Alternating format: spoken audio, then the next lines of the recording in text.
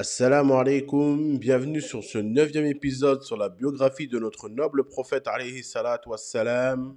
L'arrivée du prophète alayhi salatu wassalam dans la ville de Médine fut un événement marquant pour les musulmans après avoir subi 13 ans de persécution à la Mecque. Mais il fut surtout marqué par l'apparition des hypocrites dans les rangs des musulmans. Les hypocrites qui extériorisaient l'islam et qui intériorisaient la mécréance. Et cet événement fut choisi par la suite pour désigner le premier jour du calendrier musulman. Le Coran dans son intégralité a été révélé en 23 ans au prophète alayhi salatu wassalam, avec une partie mécoise avant son émigration et une partie médinoise après son émigration. Dans la partie mécoise, on retrouve principalement les versets qui concernent la croyance en Allah seul, l'unique, sans rien lui associer, la véracité du prophète alayhi salatu wassalam, les versets qui concernent le jour du jugement, les histoires des prophètes, les versets qui nous appellent à la patience et les versets où Allah s'adresse aux gens en disant Ya ayyuhan nas, ô vous les gens. Et ces versets sont généralement plus courts. Et dans la partie médinoise du Coran, on retrouve principalement les versets qui concernent les règles de la vie en société, les versets qui concernent les obligations et les interdictions, la jurisprudence des adorations, les versets qui concernent le djihad fi sabilillah et la prédication pour l'expansion de l'islam sur terre, les versets concernant les hypocrites et aussi les versets où Allah s'adresse aux croyants en disant Ya ayyuhalladhina amanu, ô vous qui avez cru. Et ces versets sont généralement plus longs. Pendant la période mécoise, Allah n'a pas autorisé aux musulmans le djihad fi sabilillah et il leur a ordonné de patienter sur les nuisances des gens de Quraysh. Une fois que le prophète alayhi salatu wassalam a émigré à Médine, Allah a révélé les versets suivants dans Surat Al-Hajj, qui sont les premiers versets qui ont été révélés concernant le djihad. أُذِنَ لِلَّذِينَ يُقَاتَلُونَ بِأَنَّهُمْ ظُلِمُوا وَإِنَّ اللَّهَ عَلَى نَصْرِهِمْ لَقَدِيرٌ. Ce qui veut dire, permission a été donnée à ceux qui sont persécutés puisqu'ils ont subi de l'injustice. Certes, Allah est capable de leur donner la victoire. Avec la révélation de ces versets, Allah a autorisé aux musulmans de combattre les mécréants sous certaines conditions et sous les ordres du chef des croyants. Car les conditions du djihad sont différentes lorsque les musulmans sont dans une position de force, où le djihad est impératif pour l'expansion de l'islam, et lorsqu'ils sont dans une position de faiblesse, comme c'est le cas de nos jours, où nous sommes dans l'obligation de patienter. En tant que gouverneur de la ville de Médine, le prophète alayhi salatu wassalam instaura les expéditions militaires et le djihad fi sabilillah, qui ne peut être ordonné que par un gouverneur, un roi ou un chef d'État. Durant sa mission prophétique, le prophète alayhi salatu wassalam a mené 19 batailles et en avait participé à 17. Voyons aujourd'hui l'une des plus célèbres, qui est la bataille de Badr. Pendant le mois de Rajab, qui est un des mois parmi les mois sacrés, le prophète alayhi salatu wassalam envoya son compagnon Abdullah ibn Jahsh avec 8 hommes parmi les Muhajirun et aucun homme parmi les Ansar dans la région de Badr qui est à l'ouest de Médine. Il leur donna une lettre et leur ordonna de ne l'ouvrir qu'après 2 jours de marche. Une fois ce délai écoulé, Abdullah ouvrit la lettre et lut les instructions du prophète alayhi salatu wassalam, qui leur demanda de se rendre à Nakhla entre la Mecque et Taïf pour espionner les Qurayshites et rapporter des nouvelles. Abdullah informa ses compagnons du contenu de la lettre et leur dit « Le prophète alayhi salatu wassalam m'a ordonné de ne forcer personne à continuer. Ceux qui veulent retourner à Médine peuvent le faire, et ceux qui veulent continuer la mission peuvent me suivre. » Tous choisirent de continuer la mission avec lui. Ils ont donc pris la route, et en chemin, ils ont perdu le chameau de 2 hommes parmi eux. Ces 2 compagnons sont donc partis à la recherche de leur chameau, tandis que le reste du groupe a continué jusqu'à arriver à l'endroit indiqué par le prophète alayhi salatu wassalam à Nakhla. Ils ont croisé une caravane des gens de Quraysh dans laquelle se trouvait un homme nommé Amr ibn al-Hadrami. Amr voyageait avec une caravane transportant des biens. Les compagnons ont attaqué la caravane et saisi les biens. Ils ont discuté entre eux sur l'opportunité d'attaquer car c'était le dernier jour du mois sacré de Rajab. Et ils craignèrent d'enfreindre l'interdiction de combattre pendant ce mois. Finalement, ils ont décidé d'attaquer en tuant Amr ibn al-Hadrami et en capturant 2 hommes. Un autre homme, lui, a réussi à s'échapper. Abdullah ibn Jahsh et ses compagnons sont retournés à Médine avec les prisonniers et les biens capturés. Quand ils ont rapporté ce qu'il s'était passé au prophète alayhi salatu wassalam, celui-ci leur dit: Je ne vous ai pas ordonné de combattre pendant le mois sacré. Le prophète alayhi salatu wassalam refusa de prendre les biens ou les prisonniers, créant une grande tension parmi les musulmans qui se demandaient s'ils avaient commis un péché grave. Les gens de Quraysh ont profité de l'incident pour accuser Mohammed alayhi salatu wassalam et ses compagnons d'avoir violé le mois sacré. Cependant, Allah révéla les versets suivants: Yas'alunaka 'ani ash-shahri al-harami qitalin fihi قل قتال فيه كبير وصد عن سبيل الله وكفر به والمسجد الحرام وإخراج أهله منه أكبر عند الله والفتنة أكبر من القتل. Ce qui veut dire, il t'interroge sur le fait de combattre pendant les mois sacrés.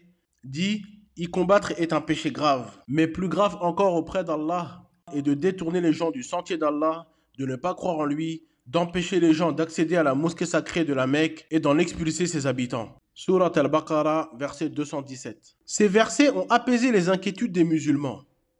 Le prophète alayhi salatu wassalam accepta alors les prisonniers et les biens capturés. Il échangea les prisonniers contre des rançons, mais avant cela, il attendit le retour des deux compagnons qui avaient perdu leur chamelle en route, croyant qu'ils avaient été peut-être capturés par les gens de Quraysh. Une fois revenus, les prisonniers furent échangés. Un des deux prisonniers s'est par la suite converti à l'islam et est devenu un bon musulman. Cet incident est considéré comme la première étincelle du conflit entre les musulmans de Médine et les gens de Quraysh. Cette même année, la Qibla fut changée de Jérusalem vers la Kaaba de la Mecque, comme le prophète alayhi salatu wassalam l'avait souvent prié. Certains parmi les mécréants et les hypocrites se moquaient du prophète alayhi salatu wassalam et des musulmans en disant: Comment se fait-il que vous priez en direction de Jérusalem, puis que vous changez de direction vers la Kaaba?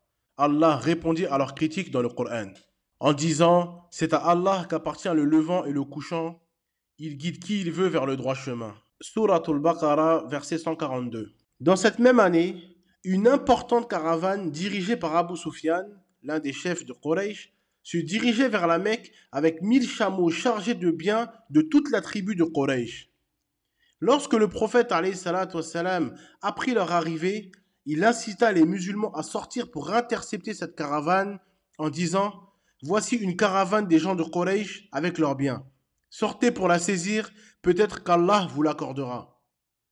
Certains compagnons partirent immédiatement, pensant que ce ne serait qu'une expédition pour capturer la caravane et non une véritable bataille. C'est pourquoi beaucoup de Ansar et de compagnons manquèrent la bataille de Badr, ne sachant pas qu'un combat aurait lieu. Abu Sufyan, en route vers le Hijaz, qui est la côte ouest actuelle de l'Arabie Saoudite, espionnait les caravanes de passage pour obtenir des nouvelles. Il apprit de la part d'un groupe de voyageurs que Mohammed alayhi salatu wassalam et ses compagnons se préparaient à attaquer sa caravane. Il engagea alors un homme pour aller à la Mecque et avertir les gens de Quraysh de la menace imminente. Pendant ce temps, Abu Sufyan continuait sa route vers la Mecque. 3 jours avant que cet homme arrive à la Mecque pour alerter les gens de Quraysh, l'une des tantes du prophète alayhi salatu wassalam fit un rêve qui l'effraya. Elle envoya chercher son frère, Al-Abbas ibn Abd al-Muttalib, et lui dit: Ô mon frère, j'ai fait un rêve cette nuit qui m'a effrayé. Je crains qu'il n'apporte un malheur à ton peuple. Garde ce rêve pour toi et ne le raconte à personne. Al-Abbas lui demanda: Qu'as-tu vu? J'ai vu un cavalier arriver sur un chameau, se tenir debout sur une plaine et crier: Fuyez, peuple de traîtres, vers vos lieux de mort dans 3 jours. Les gens se rassemblèrent autour de lui, puis il entra dans la mosquée et les gens le suivaient. Alors qu'ils étaient autour de lui, le cavalier grimpa sur le toit de la Kaaba et cria de la même manière. Puis il grimpa à nouveau sur un mont et cria encore de la même manière. Ensuite, il lança une pierre qui se mit à rouler, se brisant en plusieurs morceaux, et chaque maison de la Mecque en reçut un éclat. Al-Abbas répondit: Par Allah, cette vision est alarmante. Garde-la pour toi et ne la raconte à personne. Cependant, Al-Abbas raconta ce rêve à son ami, Al-Walid ibn Utba. Al-Walid le raconta à son père. Ensuite, la nouvelle se répandit dans toute la Mecque. Le lendemain, alors qu'Al-Abbas faisait le tour de la Kaaba, Abu Jahl l'aperçut et l'appela: Ô Abbas, Quand tu auras terminé ton tour, viens nous voir. Une fois qu'Al-Abbas eut terminé, il s'approcha d'Abu Jahl et de ses compagnons, qui se moquèrent du rêve de sa sœur. Abu Jahl dit: Ô fils de Abd al-Muttalib, vous avez maintenant une prophétesse parmi vous. Ne vous suffisait-il pas d'avoir un prophète parmi les hommes, qu'il faut maintenant que vos femmes se mettent à prophétiser? Ta sœur prétend avoir vu ceci et cela. Si dans 3 jours rien ne se passe, nous écrirons un document déclarant que vous êtes les plus grands menteurs parmi les Arabes. Al-Abbas furieux et répondit: Tu sais très bien que les rêves sont hors de notre contrôle. Mais Abu Jahl continua de se moquer. Al-Abbas rentra chez lui, ressentant de la honte et de la colère. Le 3e jour après le rêve, Al-Abbas se rendit à la mosquée, prêt à se battre avec Abu Jahl si ce dernier continuait à se moquer. Mais ce jour-là, Abu Jahl resta silencieux, ce qui surprit Al-Abbas. Peu après, l'homme envoyé par Abu Sufyan arriva à la Mecque. Il entra dans la ville, assis à l'envers sur son chameau, les vêtements déchirés, et cria: Ô peuple de Quraysh, vos biens sont en danger. Mohammed et ses compagnons attaquent votre caravane. Je vous conseille de vous précipiter pour les protéger. Avec ces paroles, il créa une panique générale. Les gens de Quraysh se préparèrent immédiatement pour la bataille, ne voulant pas que leur caravane ne subisse le même sort que celle de Ibn al-Hadrami. Tous les notables de Quraysh se mobilisèrent, sauf Abu Lahab, qui envoya quelqu'un à sa place qu'il paya 4000 dirhams pour le remplacer à cause d'une dette qu'il avait envers lui. Umayya ibn Khalaf avait initialement décidé de ne pas partir, mais fut poussé par son ami Uqba ibn Abi Mu'ayt à rejoindre l'armée. Les Qurayshites sortirent en force, environ 950 combattants, accompagnés de 100 chevaux et de nombreux chameaux. Les femmes, battant des tambours, chantaient pour encourager les combattants. Ils avaient également des provisions abondantes et chaque jour, différents notables offraient des repas somptueux pour les guerriers. Pendant ce temps, le prophète alayhi salatu wassalam et ses compagnons se préparèrent à leur manière. Le prophète alayhi salatu wassalam quitta Médine à la tête de 313 hommes, laissant Ibn Maktoum diriger la prière pendant son absence et Abu Lubaba pour gérer les affaires de la ville. L'armée musulmane comptait 2 chevaux et 70 chameaux sur lesquels les hommes se relayaient à monter. Le prophète alayhi salatu wassalam avançait avec ses compagnons en état de jeûne, car c'était le mois de Ramadan. Il prit le commandement de l'avant-garde, tandis que Qais ibn Abi Sa'sa'a fut placé à la tête de l'arrière-garde pour protéger les bagages. Az-Zubayr ibn al-Awwam portait la bannière des Muhajiroun, tandis que Sa'd ibn Mu'adh portait celle des Ansar.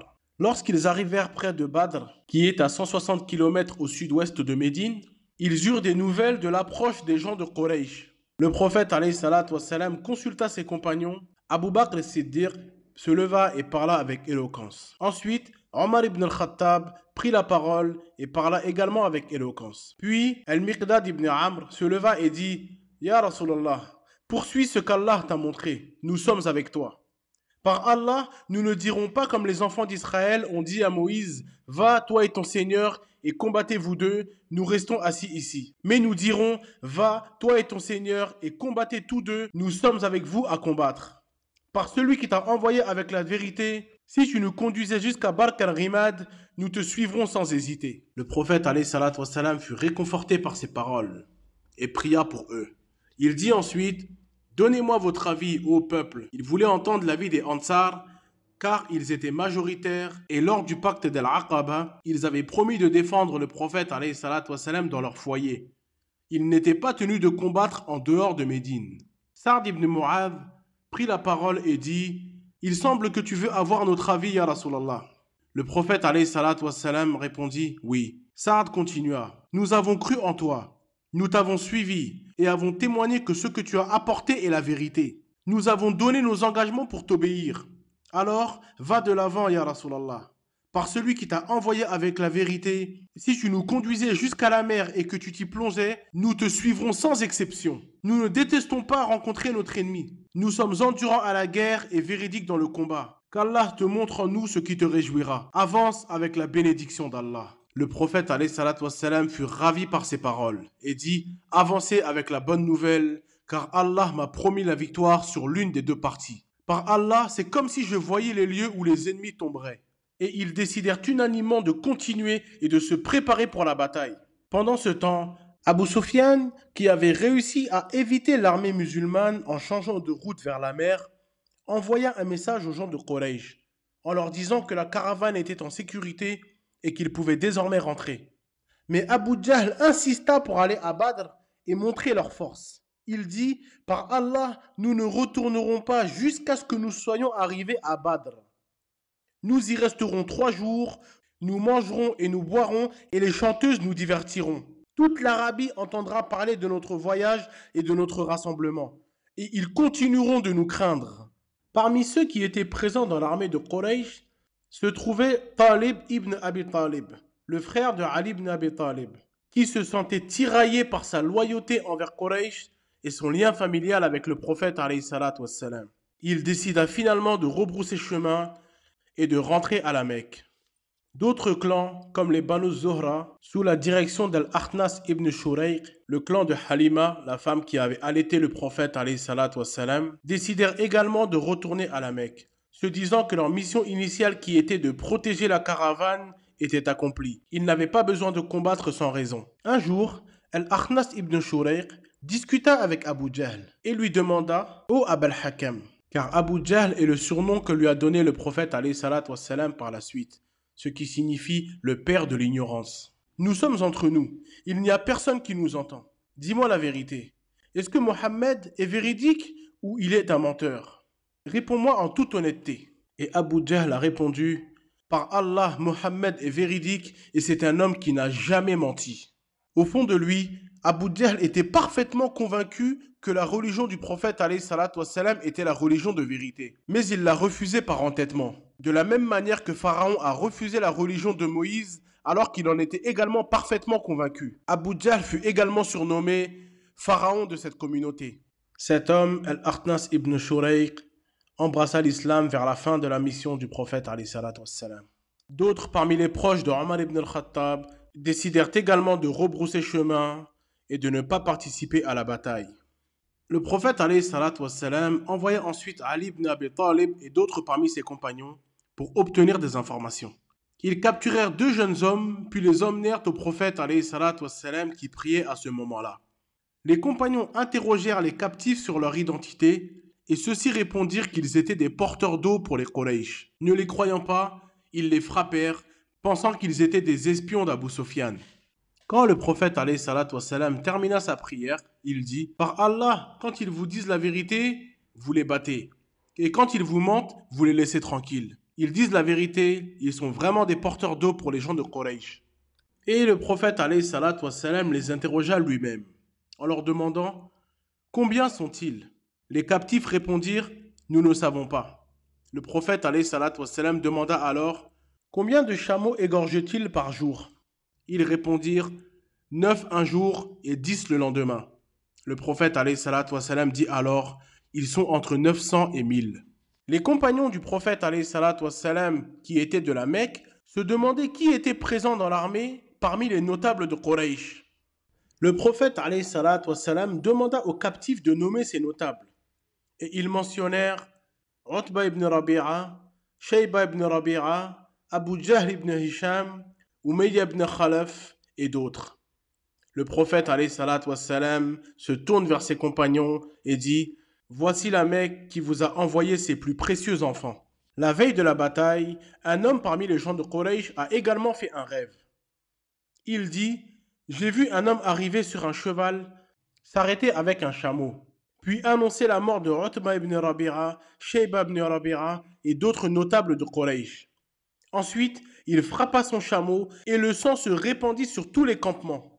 Lorsque Abu Jahl entendit parler de ce rêve, il dit avec mépris « Un autre prophète parmi les Banu Abd al-Muttalib. Nous verrons bien demain si cela se réalise. » Le prophète alayhi salatu wassalam ordonna à ses compagnons de s'installer près de la source la plus proche de Badr. En s'installant près des puits, un homme parmi les compagnons du prophète alayhi salatu wassalam, du nom de Al-Hubab ibn al-Munzir, vint vers lui et dit « Ya Rasulallah, ce lieu où nous sommes installés, est-ce un lieu où Allah t'a ordonné de rester, auquel cas nous n'avons ni à avancer ni à reculer, ou est-ce une stratégie de guerre ?» Le prophète alayhi salatu wassalam répondit « C'est une stratégie de guerre. » Al-Hubab lui dit alors « Ce n'est pas un bon emplacement. Avançons jusqu'à ce que nous atteignions le point d'eau le plus proche de l'ennemi. Installons-nous là-bas et détruisons les autres puits derrière nous. Nous construirons un bassin que nous remplirons d'eau en privant l'ennemi de pouvoir s'abreuver et nous combattrons ensuite l'ennemi en buvant de cette eau. Le prophète alayhi salatu wassalam accepta ce conseil et dit « Tu as bien conseillé ». Après cela, ils déplacèrent l'armée et suivirent le plan d'Al-Hubab. Il est rapporté qu'après avoir déplacé l'armée, un ange vint voir le prophète alayhi salatu wassalam alors qu'il collectait les armures. L'ange Gabriel était à sa droite lorsque l'ange lui dit « Ô Mohammed, Allah te salue et te dit que ce qu'Al-Hubab a proposé est la meilleure stratégie. » Le prophète alayhi salatu wassalam demanda à l'ange Gabriel « Connais-tu cet ange ?» L'ange Gabriel répondit « Je ne connais pas tous les habitants des cieux, mais il dit la vérité et ce n'est pas un démon. » Le prophète alayhi salatu wassalam suivit le plan et ordonna de construire des bassins et de les remplir d'eau. Ils commencèrent alors à utiliser l'eau tout en empêchant les gens de Quraysh d'accéder à leur source. Ensuite, Sa'd ibn Mu'adh proposa « Ya Rasulallah, construisons pour toi un abri où tu pourras te reposer. Nous y placerons tes montures prêtes à partir en cas de besoin. Si Allah nous accorde la victoire, c'est ce que nous souhaitons. Si nous sommes défaits, tu pourras rejoindre les nôtres et ceux qui t'aiment ne t'abandonneront pas. » Le prophète alayhi salatu wassalam accepta cette proposition et un abri fut construit. Alors que les gens de Quraysh s'approchaient, le prophète alayhi salatu wassalam observa leurs mouvements. Il remarqua Utba ibn Rabi'a sur son chameau rouge et dit « Si quelqu'un parmi eux a un peu de bon sens, c'est bien l'homme sur le chameau rouge. S'ils l'écoutent, ils prendront la bonne décision. » Car les chameaux rouges à l'époque du prophète alayhi salatu wassalam étaient d'une valeur inestimable. Une petite délégation des gens de Quraysh se dirigea vers la source du prophète alayhi salatu wassalam pour boire de l'eau. Parmi eux se trouvait Hakim ibn Hizam. Le prophète alayhi salatu wassalam ordonna à ses compagnons de les laisser boire. Tous burent, sauf Hakim ibn Hizam qui allait se convertir à l'islam plus tard. Un éclaireur parmi les gens de Quraysh fit le tour du campement des musulmans à une certaine distance. Il estima leur nombre à environ 300 personnes. Il chercha des embuscades ou des renforts cachés mais ne trouva rien. Il revint et dit « Ô Quraysh, je n'ai rien vu d'autre, mais ces gens-là sont porteurs de la mort. Ils n'ont aucun refuge ni protection excepté leurs épées. Par Allah, je pense qu'aucun homme parmi eux ne sera tué sans qu'il ne tue un homme parmi vous. Réfléchissez bien, ô Quraysh. » Un homme parmi les gens de Quraysh qui avait entendu cela alla voir Utba ibn Rabi'a et lui dit « Ô Utba, tu es un des grands chefs de Quraysh, respecté parmi eux. Veux-tu qu'on parle de toi en bien jusqu'à la fin des temps ?» Utba répondit « Oui, que devrais-je faire ?» L'homme lui dit « Ramène les gens et prends la responsabilité de régler le cas de ton allié Amr ibn al-Hadrami. Paye le prix du sang pour lui et nous rentrerons. » Utba accepta et s'adressa à son peuple. « Ô Quraysh, vous allez affronter Mohammed et ses compagnons. Par Allah, si vous les combattez, chaque homme regardera son propre frère ou son cousin tué par l'un d'entre eux. Laissez les autres Arabes s'occuper de Mohammed. S'ils le tuent, c'est ce que vous vouliez. Sinon, vous n'aurez pas à faire ce que vous détestez. » L'homme alla ensuite informer Abu Jahl de la proposition de Utba. Mais Abu Jahl, en colère, répondit « Non, par Allah, nous ne retournerons pas tant qu'Allah n'aura pas jugé entre nous et Mohammed. » Utba a été terrifié lorsqu'il a vu Mohammed et ses compagnons.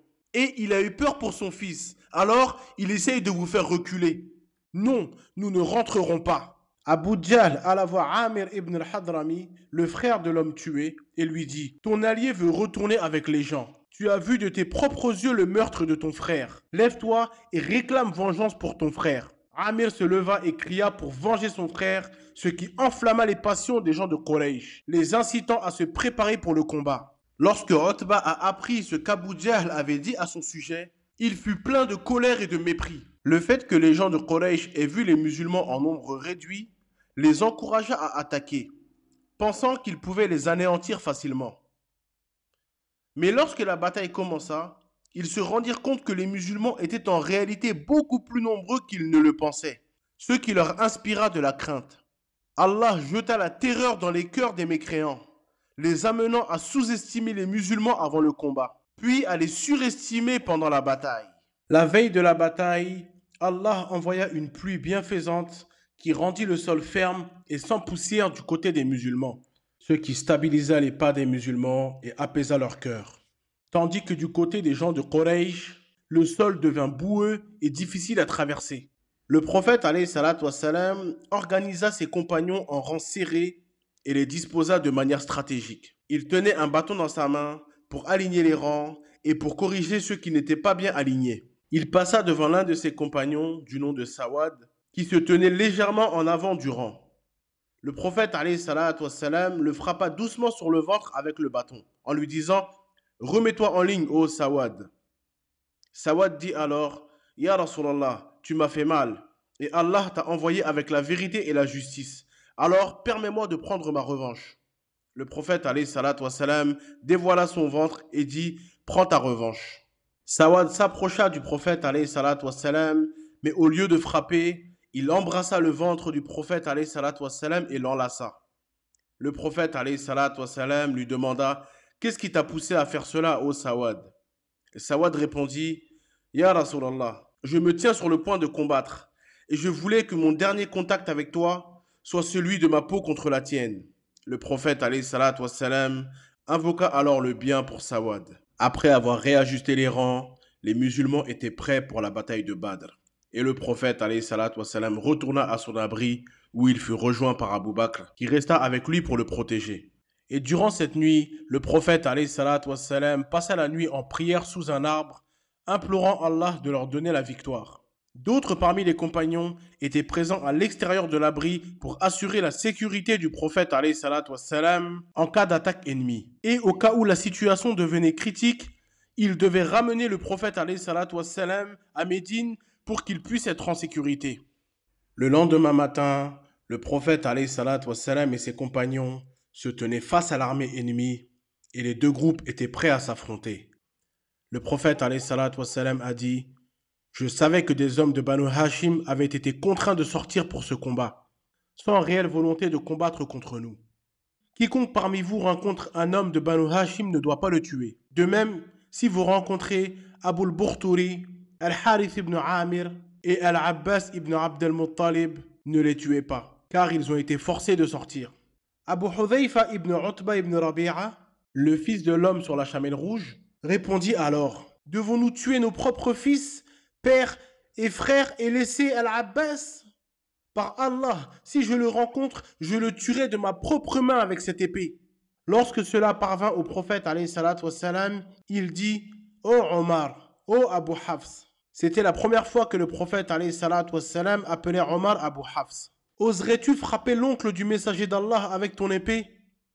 Omar répondit « Ô messager d'Allah, permets-moi de lui trancher la tête avec mon épée, car par Allah, il est un hypocrite. » Abu Hudhayfa dit alors « Je ne me sens pas en paix depuis que j'ai prononcé ces paroles ce jour-là, et je suis toujours craintif à cause de cela, à moins que mon martyr ne compense cette erreur. » Et quelques années plus tard, il mourut en tant que martyr. Le premier homme à s'avancer parmi les mécréants fut Al-Aswad ibn Abd al-Assad al-Makhzoumi, un homme de la tribu de Abu Jahl. Cet homme, connu pour sa férocité et son agressivité, jura par Allah qu'il atteindrait les bassins d'eau situés près de Badr, qu'il en boirait ou qu'il mourrait en essayant.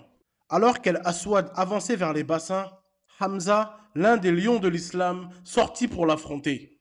Lorsque les deux hommes se sont rencontrés, Hamza lui asséna un coup violent qui lui trancha la jambe, l'atteignant au milieu du tibia. Malgré sa blessure, Al-Aswad continua à ramper vers les bassins. Avant qu'il n'atteigne l'eau, Hamza le rattrapa et le tua, mettant ainsi fin à sa vie. Lorsque les gens de Quraysh virent la mort de cet homme, cela éveilla la fureur de Utba ibn Rabi'a. Utba, voulant montrer sa bravoure, s'avança accompagné de son frère Shayba et de son fils Al-Walid. Lorsqu'ils se tinrent au milieu des deux armées, ils l'appelèrent à un duel singulier, une pratique courante au début des batailles à cette époque. 3 jeunes hommes des Ansar sortis pour les affronter. Les gens de Quraysh leur ont dit « Vous êtes des nobles et des égaux, mais faites sortir des hommes de notre tribu. Nous n'avons pas besoin de vous. » Ils crièrent alors « Ô Mohammed, fais sortir nos égaux de notre peuple, des gens de Quraysh de la même tribu que nous. » Le prophète alayhi salatu wassalam répondit en disant « Ubayd ibn al-Harith, lève-toi et avance. Hamza, lève-toi et avance. Ali, lève-toi et avance. » Le choix de ces 3 hommes n'était pas anodin. Hamza était l'oncle du prophète alayhi salatu wassalam et son frère de lait. Ali était son cousin et Ubayda était également son cousin, qui était le fils d'Al-Harith, le premier fils de Abd al-Muttalib. Malgré leur lien familial avec le prophète alayhi salatu wassalam, ils étaient prêts à se sacrifier pour lui. Ils s'avancèrent donc pour le duel, tous les trois ayant un visage masqué par un vêtement. Les Qurayshites leur demandèrent alors « Qui êtes-vous » Chacun d'entre eux donna son prénom et les Qurayshites répondirent « Oui, vous êtes des égaux et des nobles. » Le duel commença alors. Hamza ne laissa aucune chance à Shayba, le tuant en quelques secondes. Ali fit de même avec Al-Walid, en le tuant également en quelques secondes. Cependant, le duel entre Ubayda et Utba fut plus équilibré. Ils échangèrent des coups et chacun blessant l'autre. Hamza et Ali se précipitèrent pour aider Ubayda en tuant Utba et ils ont pris Ubayda, blessé, et l'ont ramené vers le prophète alayhi salatu wassalam. Quand Hind vit cette scène où son frère, son père et son oncle étaient tués, elle a récité des vers de poésie pour montrer sa tristesse et sa grande colère. C'est alors que Hind jura de manger le foie de Hamza à cause de la mort de ses proches. En particulier après que Hamza et Ali aient tué Utba, son père. Ubayda ibn al-Harith, blessé par Utba, fut placé à côté du prophète alayhi salatu wassalam et Ubayda mit sa joue contre le pied du prophète alayhi salatu wassalam en disant « Ya Rasulallah, si Abu Talib voyait cela, il saurait que j'étais digne de ses paroles lorsqu'il disait « Nous le protégerons jusqu'à ce que nous soyons abattus autour de lui et nous présenterons nos fils comme un bouclier pour lui. » Peu après, Ubayda rendit l'âme.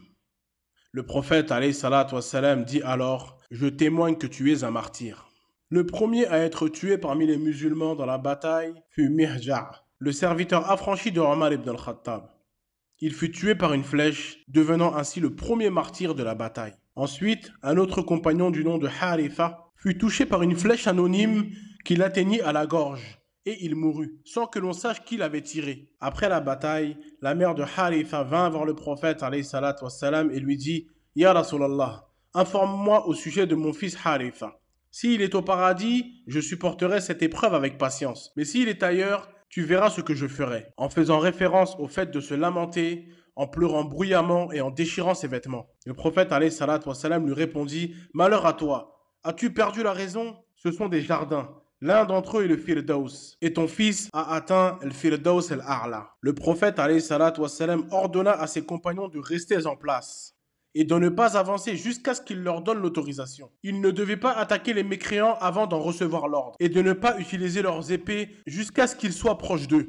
Il leur dit aussi de tenir leur position et de les harceler avec des flèches si l'ennemi s'approchait, de manière à tuer le plus grand nombre possible d'entre eux avant qu'ils n'atteignent les rangs des musulmans. Le prophète alayhi salatu wassalam donna un slogan spécifique pour chaque groupe de musulmans. Parmi les Muhajiroun, les Ansar, et le prophète alayhi salatu wassalam appela sa cavalerie les chevaux d'Allah. Et le slogan des compagnons lors de la bataille de Badr était Ahadun Ahad. Au début de la bataille, les forces étaient égales. L'intensité des combats augmenta avec des attaques et des contre-attaques féroces. Mais Hamza, avec sa force impressionnante, brisa les rangs ennemis. Cela provoqua une déroute parmi les gens de Quraysh. Ali ibn Abi Talib rapporte: après avoir combattu un moment, je me rendis à un endroit pour voir comment se portait le messager d'Allah, alayhi salatu wassalam. Quand je suis arrivé, je l'ai trouvé prosterné, répétant « Ya Hayyu Ya Qayyum, Ya Hayyu Ya Qayyum » sans ajouter autre chose. Je suis retourné au combat, puis je suis revenu une autre fois et je l'ai trouvé encore prosterné, disant la même chose. Ensuite, il a commencé à dire « Ya Allah, je te demande d'accomplir ta promesse. Ya Allah, si cette poignée de croyants est détruite, tu ne seras plus adoré sur terre. » Puis soudainement, il se redressa et comme s'il regardait l'avenir, il me dit « Il me semble voir les corps des ennemis étendus sur le sol ce soir. » Abu Bakr prit son manteau et lui dit « Cela suffit, ya Rasulallah, tu as suffisamment supplié ton Seigneur. » Le prophète alayhi salatu wassalam sortit alors en armure tout en récitant les versets suivants. « Sayuhzamul jam'u wa yuwalluna ad-dubur. بل الساعة موعدهم والساعة أدهى وأمر. » Cela montrait que la victoire était proche et que cette affaire se finirait bien pour le prophète alayhi salatu wassalam. Le prophète alayhi salatu wassalam encouragea ses compagnons à devancer les mécréants vers le puits de Badr, ce qu'ils firent. Les mécréants arrivèrent ensuite et le prophète alayhi salatu wassalam, a dit « Personne parmi vous ne doit avancer jusqu'à ce que je sois en avant. » Lorsque les mécréants approchèrent, le prophète alayhi salatu wassalam, qui était le plus courageux d'entre eux, dit « Levez-vous pour un paradis aussi vaste que les cieux et la terre. » Le combat près du puits était d'une intensité incroyable, en raison de la soif qui accablait les deux camps. Ali a dit « Nous nous réfugions auprès du messager d'Allah alayhi salatu wassalam, qui était le plus proche de l'ennemi et l'un des plus courageux. » Oui, le prophète alayhi salatu wassalam était l'homme le plus courageux sur cette terre. Il était la cible principale de l'ennemi. Lorsque des ennemis essayaient de l'atteindre, ses compagnons se regroupèrent autour de lui pour le protéger et se battirent pour lui de toutes leurs forces. Et même lorsque ses compagnons tombaient autour de lui, il descendait sur le champ de bataille et disait « Ô serviteur d'Allah, je suis le messager d'Allah ». Iblis fut également présent lors de la bataille et prit part au combat sous une fausse apparence. Il s'est présenté sous l'apparence de l'homme nommé Suraqa ibn Malik, l'homme qui avait rattrapé le prophète alayhi salatu wassalam à cheval lors de son émigration. Omar se demandait qui gagnerait cette bataille, car c'était équilibré, malgré le nombre supérieur des gens de Quraysh. Un homme parmi les mécréants qui observait la bataille depuis une montagne, attendant de voir comment elle se déroulerait. D'un coup, un vent puissant commença à souffler, et il vit un nuage approcher de la montagne. Et lorsqu'il fut proche, il entendit des bruits de sabots de chevaux et une voix disant « Avance, Hayzoum !» À ce moment-là, son cœur se serra et il a failli s'évanouir. Le prophète alayhi salatu wassalam dit alors « Réjouis-toi, ô Abu Bakr, voici l'ange Gabriel, tenant les rênes de son cheval entre le ciel et la terre, armé pour la bataille. » Allah a soutenu son prophète et les croyants avec 1 millier d'anges. Chaque ange était accompagné d'un autre ange, descendant les uns après les autres pour soutenir les croyants. L'ange Gabriel était sur le flanc droit de l'armée, tandis que Mikaïl se trouvait sur le flanc gauche. Lorsque Gabriel descendit sur terre, il disparut pendant un moment, puis réapparut avec de la poussière sur ses dents, disant au prophète alayhi salatu wassalam, « La victoire d'Allah est venue lorsque tu l'as invoqué. » Le prophète alayhi salatu wassalam encouragea les croyants en leur disant « Par celui qui tient l'âme de Mohammed dans sa main, quiconque combat aujourd'hui avec patience, espérant la récompense d'Allah sans tourner le dos, Allah le fera rentrer au paradis. » Un parmi les compagnons tenait quelques dattes dans sa main et dit « Excellent, il ne reste plus qu'entre moi et le paradis que d'être tué par eux. » Il jeta alors les dattes de sa main, prit son épée et a combattu jusqu'à ce qu'il soit tué en martyr. Quand Iblis vit les anges descendre, il recula, se retourna et dit « Je me désavoue de vous. Je vois ce que vous ne voyez pas et je crains Allah. » Il s'est enfui à toute vitesse après les avoir encouragés à combattre. Il savait qui étaient les anges et qu'il ne pourrait rien contre eux. Abu Jahl dit à ses hommes « Ne laissez pas la défaite de Suraqa vous effrayer. Il était avec Mohammed et ses compagnons. Maintenant, il vous a abandonnés. » Les gens de Badr savaient reconnaître les anges car ils portaient des turbans blancs, à l'exception de l'ange Gabriel qui portait un turban jaune. Et ils reconnaissaient également les blessures infligées par les anges en observant les marques particulières laissées sur les corps, comme des brûlures dues à une chaleur intense. Un homme raconta « Je poursuivais un mécréant pour le frapper sur la tête, mais sa tête tomba avant que mon épée ne le touche. J'ai compris que ce n'était pas moi qui l'avais tué, mais quelqu'un d'autre. » Un autre dit « J'ai vu à Badr des hommes vêtus de blanc sur des chevaux, entre le ciel et la terre, combattant et capturant les mécréants. » Un autre rapporte « Je poursuivais un des mécréants lorsque j'entendis un coup violent au-dessus de lui et la voix d'un cavalier disant « Avance, Hayzoum !» Et j'ai vu l'homme tomber, la tête fendue et le visage marqué par le coup. Je vins alors informer le prophète alayhi salatu wassalam de ce que j'avais vu et celui-ci répondit « Tu as dit vrai, c'est une aide venue du 3e ciel. » Le soutien des anges fut précieux pour les musulmans, ce qui leur a donné un avantage conséquent sur leurs ennemis. Le noble compagnon Abdurrahman ibn Auf raconte « Umayya ibn Khalaf était avec son fils parmi les prisonniers, capturés par moi-même. Je les avais en ma possession et tandis que je les conduisais, Umayya me demanda « Qui est cet homme parmi vous qui porte une plume d'autruche sur sa poitrine ?» Je répondis « C'est Hamza. » Umayya dit alors « C'est lui qui a causé le plus de mal parmi nous. » En effet, Hamza était un guerrier redoutable qui avait profondément marqué les Qurayshites par sa bravoure et ses exploits sur le champ de bataille. Abdurrahman continue et dit « Alors que je les conduisais en captivité, Bilal nous a vus. Il reconnut immédiatement Umayya, l'homme qui l'avait torturé à la Mecque, voulant lui faire abandonner sa religion. En voyant cela, Bilal s'exclama, le chef des mécréants, Umayya ibn Khalaf, par Allah, s'il survit, je ne survivrai pas. Abdurrahman tenta de calmer Bilal en lui disant, oh Bilal, c'est mon prisonnier. Mais Bilal insista, non, par Allah, s'il survit, je ne survivrai pas. Bilal cria de toutes ses forces, ô Ansar, voici la tête de l'incroyance, Umayya ibn Khalaf, si je survis et qu'il survit, alors j'aurai échoué. Les compagnons entourèrent immédiatement Umayya et son fils. Abdurrahman ibn Auf tenta de les défendre en disant « Cet homme est mon prisonnier, je l'ai capturé, ne le tuez pas ». Mais l'un des hommes frappa la jambe du fils d'Umayya avec son épée, la coupant net. Le fils tomba au sol en criant, un cri si fort que Abdurrahman dit « Je n'ai jamais entendu un cri aussi terrifiant ». Abdurrahman se tourna alors vers Umayya et lui dit « Sauve ta vie, je ne peux plus rien faire pour toi ». Mais Umayya et son fils furent tous deux tués par les épées des compagnons. Abu Jahl, l'ennemi juré de l'islam, se battait tout en récitant des vers de poésie pour se donner du courage. Abdurrahman ibn Auf raconte également « Avant la bataille, je me trouvais entre deux jeunes garçons des Ansar, un à ma droite et un à ma gauche, et ils étaient très jeunes. Je souhaitais être entre des hommes forts comme Omar ibn al-Khattab, Ali ou Hamza, des guerriers expérimentés. Soudain, l'un des deux garçons me tira discrètement et me demanda « Oh mon oncle, connais-tu Abu Jahl ?» Je répondis « Oui. Pourquoi le demandes-tu » Il dit « On m'a dit qu'il insultait le prophète alayhi salatu wassalam à la Mecque. Par celui qui tient mon âme dans sa main, si je le vois, je ne le quitterai pas jusqu'à ce que l'un de nous deux meure. » Ensuite, l'autre garçon, de l'autre côté, lui dit la même chose. Peu de temps après, ils virent Abu Jahl se déplacer parmi les rangs des Qurayshites. Abdurrahman leur dit « Voyez-vous cet homme ? C'est lui dont vous parliez. » Abu Jahl était au milieu des rangs ennemis, protégé par ses hommes.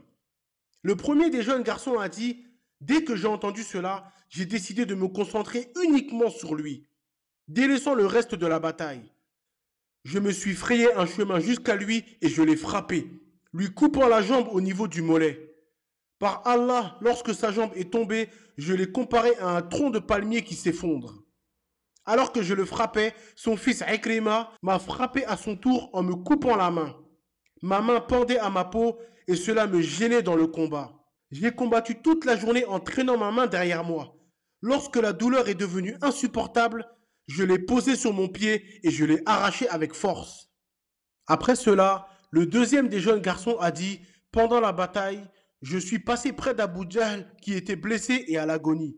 Je l'ai frappé à plusieurs reprises jusqu'à ce qu'il soit gravement blessé et je l'ai laissé là, encore vivant mais très affaibli. Pendant la bataille, l'un des compagnons fit face à Abu al-Burturi, l'un des hommes que le prophète alayhi salatu wassalam avait interdit de tuer. Car cet homme avait défendu le prophète alayhi salatu wassalam et avait tenté de lever le boycott imposé au Banu Hashim. Et on lui dit, le prophète alayhi salatu wassalam nous a interdit de te tuer, alors viens avec nous pour que nous te conduisons à lui. Abu al-Burturi refusa, disant qu'il était accompagné de son ami et qu'il ne voulait pas l'abandonner. Le compagnon lui dit alors, le prophète alayhi salatu wassalam nous a ordonné de te capturer toi, mais pas ton compagnon.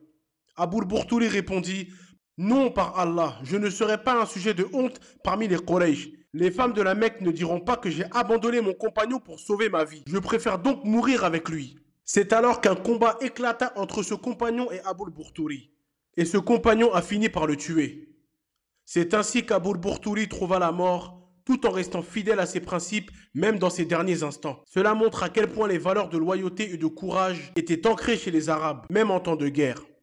Ce compagnon s'est rendu vers le prophète alayhi salatu wassalam pour lui expliquer ce qui s'était passé et lui a dit « Par celui qui t'a envoyé avec la vérité, j'ai dû lutter pour tuer cet homme. » Un autre parmi les compagnons qui combattait lors de la bataille fut blessé à l'œil. Son œil fut gravement atteint au point que son globe oculaire tomba sur ses joues. Les gens voulaient lui retirer l'œil blessé. Ils demandèrent l'avis du prophète alayhi salatu wassalam qui leur a dit de ne pas le faire. Il pria ensuite pour cet homme et remit son œil à sa place de sa propre main. Il est rapporté que l'œil de cet homme retrouva sa place et qu'il était impossible de distinguer lequel des deux avait été blessé. Certains disent même que cet œil était désormais plus clairvoyant que l'autre. La bataille touchait désormais à sa fin. 70 parmi les mécréants ont été tués et 14 parmi les musulmans. Ce fut une victoire écrasante pour les musulmans, malgré leur nombre réduit face à l'ennemi. Les musulmans ont fait 70 captifs et parmi les captifs, se trouvait Al-Abbas, l'oncle du prophète alayhi salatu wassalam. Al-Abbas, après avoir été capturé, a dit: Ô messager d'Allah, ce n'est pas cet homme qui m'a capturé. Un homme au visage radieux, monté sur un cheval, m'a capturé, mais je ne le vois pas parmi les gens. Le prophète alayhi salatu wassalam répondit: c'est un ange qui t'a capturé, ô Abbas. Un parmi les Qurayshites qui a été capturé raconta avoir vu des hommes en blanc combattant et capturant des Qurayshites. Le prophète alayhi salatu wassalam demanda à l'ange Gabriel le nom de l'ange qui dirigeait les troupes. Et l'ange Gabriel répondit: c'est Hayzoum. Un autre raconta qu'un homme majestueux l'avait attrapé et l'avait ligoté avant de le livrer à Abdurrahman ibn Aouf. Lorsque Abdurrahman demanda qui l'avait capturé, le prophète alayhi salatu wassalam répondit qu'il avait été capturé par un ange. Après la bataille, le prophète alayhi salatu wassalam envoya ses compagnons pour retrouver les corps des ennemis tués. Le prophète alayhi salatu wassalam leur avait dit: si vous ne trouvez pas Abu Jahl parmi les morts, cherchez une cicatrice sur son genou, car lui et moi nous sommes battus autrefois quand nous étions jeunes, et je l'ai fait tomber, laissant une cicatrice sur son genou. Abdullah ibn Mas'ud, cherchant les corps des ennemis sur ordre du prophète alayhi salatu wassalam, trouva finalement Abu Jahl dans ses derniers instants. Il connaissait bien Abu Jahl car ce dernier l'avait souvent persécuté à la Mecque et lui dit: tu as enfin été humilié, ô ennemi d'Allah. Abu Jahl répondit avec arrogance: comment m'a-t-il humilié? Ai-je été tué par un homme supérieur? Puis il demanda: à qui revient la victoire aujourd'hui? Abdullah ibn Mas'ud répondit: à Allah et à son messager. Abdullah ibn Mas'ud monta sur Abu Jahl et mit son pied sur son cou.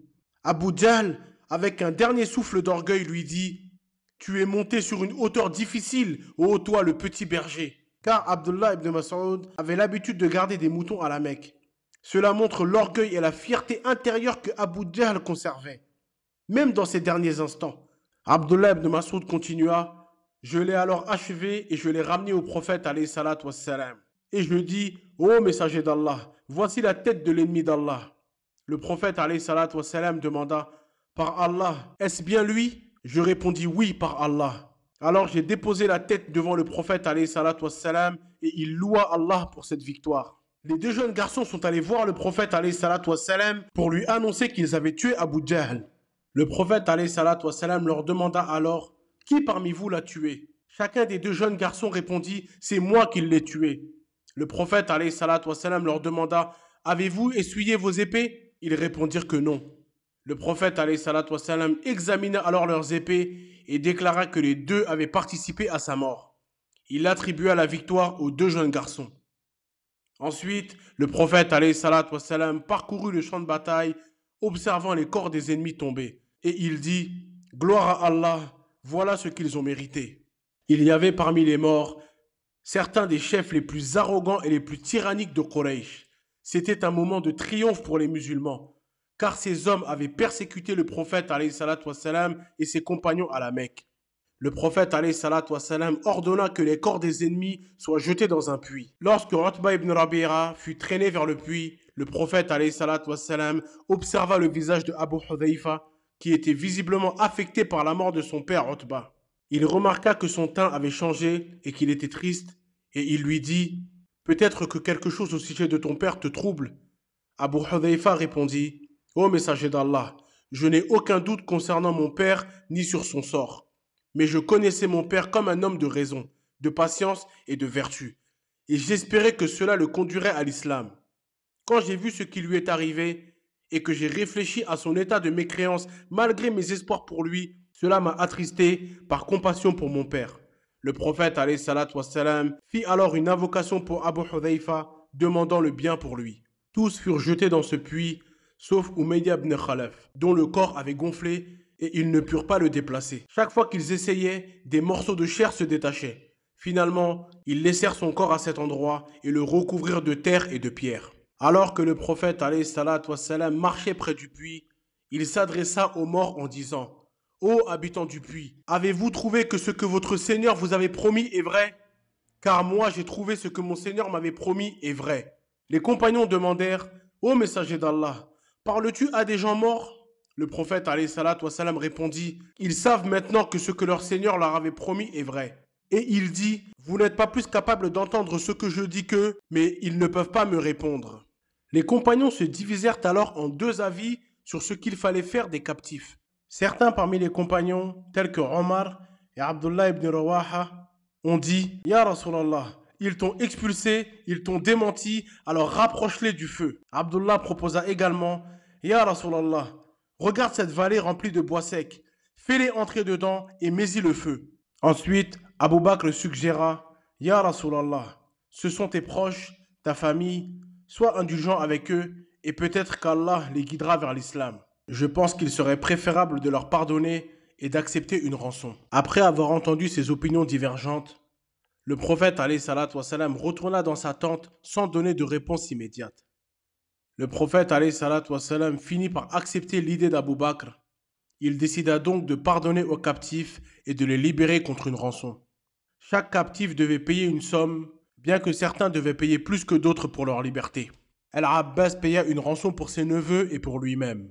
Le prophète alayhi salatu wassalam donna l'ordre à ses compagnons de mettre fin à la vie de deux hommes parmi les captifs, pour tout le mal qu'ils lui ont fait lorsqu'il était à la Mecque. L'un d'entre eux était Uqba ibn Abi Mu'ayt, qui a été capturé au début de la bataille. Il était l'un des plus fervents ennemis du prophète alayhi salatu wassalam à la Mecque.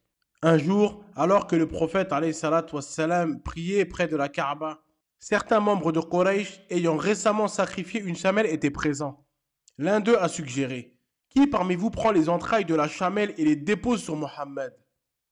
Uqba ibn Abi Mu'ayt s'est alors levé pour accomplir cela. Le prophète alayhi salatu wassalam, alors en état de prosternation, a été violemment agressé par Uqba, qui a appuyé son pied sur le cou du prophète alayhi salatu wassalam avec une telle force que celui-ci a dit « J'avais l'impression que mes yeux allaient sortir de leurs orbites ». Ensuite, Uqba a renversé les entrailles sur le prophète alayhi salatu wassalam.